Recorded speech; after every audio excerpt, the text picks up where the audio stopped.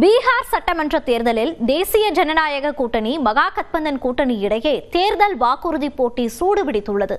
எந்த கூட்டணி என்ன வாக்குறுதி அளித்துள்ளது என விரிவாக பார்க்கலாம் இந்த செய்தி தொகுப்பில்.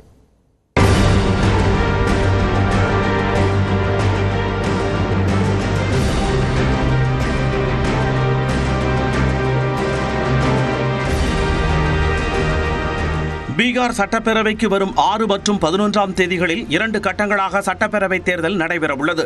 தேர்தல் களம் கடைகட்டிய நிலையில் பாஜக, ஐக்கிய ஜனதாதளம் அடங்கிய தேசிய ஜனநாயக கூட்டணி மற்றும் காங்கிரஸ், ஆர்ஜேடி அடங்கிய மகாகத்பந்தனும் வாக்காளர்களை கவரும் வகையில் தேர்தல் வாக்குறுதிகளை அள்ளி வீசி வருகின்றன.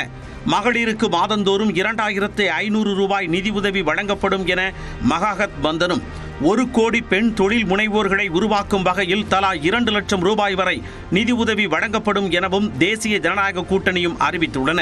ஒவ்வொரு குடும்பத்திற்கும் 200 யூனிட் மின்சாரம் இலவசம் என மகாகத்பந்தனும், மாதந்தோறும் 125 யூனிட் இலவச மின்சாரம் வழங்குவது தொடரும் என என்டிஏவும் அறிவித்துள்ளது. குடும்பத்தில் ஒருவருக்கு அரசு வேலை வழங்கப்படும் என காங்கிரஸ் கூட்டணியும், 1 கோடி வேலை வாய்ப்புகள் உருவாக்கப்படும் என பாஜக கூட்டணியும் வாக்குறுதி அளித்துள்ளன. விவசாயத்திற்கு இலவச மின்சாரம், விளைபொருட்களுக்கு தேசிய அளவுக்கு ஏற்ப குறைந்தபட்ச ஆதார விலை அளிக்கப்படும் என காங்கிரஸ் கூட்டணியும், விவசாயிகளுக்கான நிதி உதவி 6000 ரூபாயில் இருந்து 9000 ரூபாயாக உயர்த்தப்படும் என பாஜக கூட்டணியும் உறுதியளித்துள்ளன.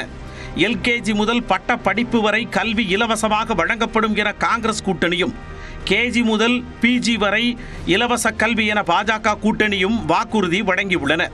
தனிநபருக்கு 25 லட்சம் ரூபாய் வரை மருத்துவ சிகிச்சை இலவசமாக வழங்கப்படும் என காங்கிரஸ் கூட்டணியும், 5 லட்சம் ரூபாய் வரையில் இலவச சிகிச்சை அளிக்கப்படும் என பாஜக கூட்டணியும் வாக்குறுதி அளித்துள்ளன. உயர்கல்வி பயிலும் ஏழை மாணவிகளுக்கு நிதி உதவி வழங்கப்படும் என மகாகத்பந்தனும், பட்டியலின மற்றும் பழங்குடியின மாணவர்களின் உயர்கல்விக்கு மாதந்தோறும் 2000 ரூபாய் நிதி உதவி வழங்கப்படும் என தேசிய ஜனநாயக கூட்டணியும் அறிவித்துள்ளன. 136 கலை அறிவியல் கல்லூரிகள் கட்டப்படும் என காங்கிரஸ் கூட்டணியும், அனைத்து மாவட்டங்களிலும் மருத்துவக் கல்லூரிகள் அமைக்கப்படும் என பாஜக கூட்டணியும் வாக்குறுதி வழங்கியுள்ளன.